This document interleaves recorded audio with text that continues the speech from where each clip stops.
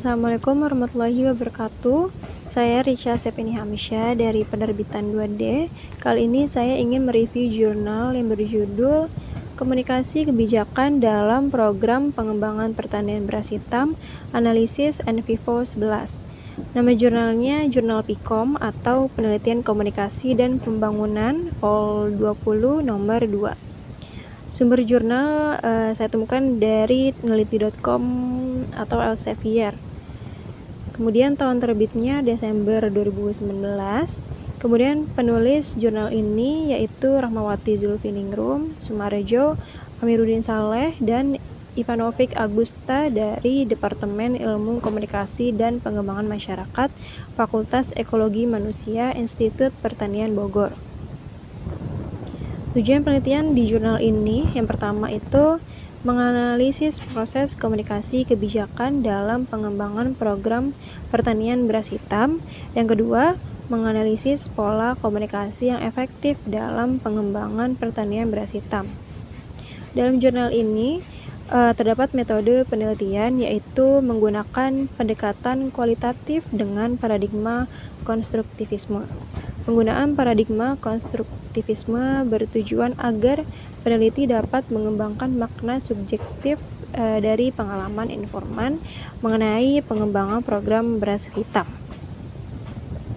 Kemudian di sini ada proses pengumpulan data. Yang pertama itu dengan cara wawancara mendalam, yang kedua observasi lapangan, yang ketiga telah historis terhadap beras hitam, yang keempat focus group discussions, dan yang kelima itu dokumentasi.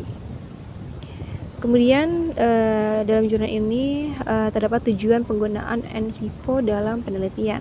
Yang pertama itu membantu pengodaan data secara tematik untuk mengidentifikasi pola komunikasi kebijakan dalam pengembangan pertanian beras hitam.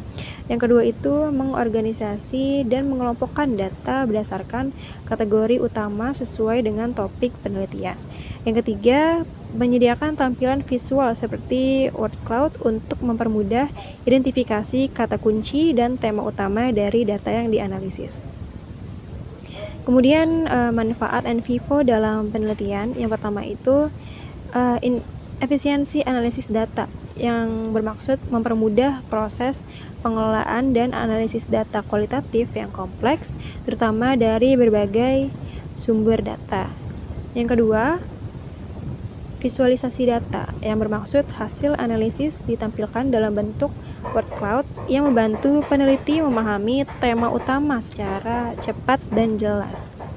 Dan yang terakhir itu keakuratan kategorisasi yang bermaksud dengan fitur pengodaan tematik, NVIVO membantu mengelompokkan informasi sesuai dengan kategori yang relevan sehingga hasil analisis menjadi lebih terstruktur. Di sini tujuan penggunaan NVIVO dan manfaat NVIVO kurang lebih nggak jauh beda. Kemudian di sini ada kelebihan NVIVO dalam penelitian. Yang pertama, kemampuan mengolah data beragam. Yang ini bermaksud NVIVO mampu menganalisis berbagai jenis data seperti teks wawancara, berita online, dan hasil FGD. Yang kedua itu visualisasi interaktif.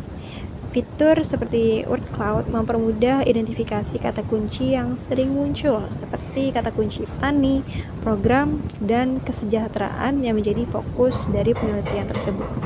Yang ketiga itu meningkatkan validitas analisis yang bermaksud dengan bantuan perangkat lunak analisis menjadi lebih sistematis dan minim bias manual. Kemudian di sini ada kekurangan NVIVO dalam penelitian. Yang pertama, ketergantungan pada keahlian pengguna. Ini bermaksud penggunaan NVIVO memerlukan pemahaman teknis yang baik. Jika pengguna kurang terampil, hasil analisis bisa kurang optimal. Dan yang kedua, tidak menyelesaikan masalah kebijakan secara langsung. Ini bermaksud meskipun membantu menganalisis pola komunikasi kebijakan, perangkat ini tidak memberikan solusi langsung terhadap masalah kebijakan yang ditemukan. Kemudian di sini ada hasil output analisis yang berupa word cloud. Jadi hasil analisis word cloud menampilkan kata petani, program, dan kesejahteraan sebagai kata yang paling sering muncul. Kata petani menjadi kata yang paling sering muncul yang menunjukkan bahwa peran petani sangat dibutuhkan untuk keberlanjutan program pengembangan beras hitam. Mungkin segitu saja penjelasan dari saya, kurang lebihnya mohon maaf. Wassalamualaikum warahmatullahi wabarakatuh.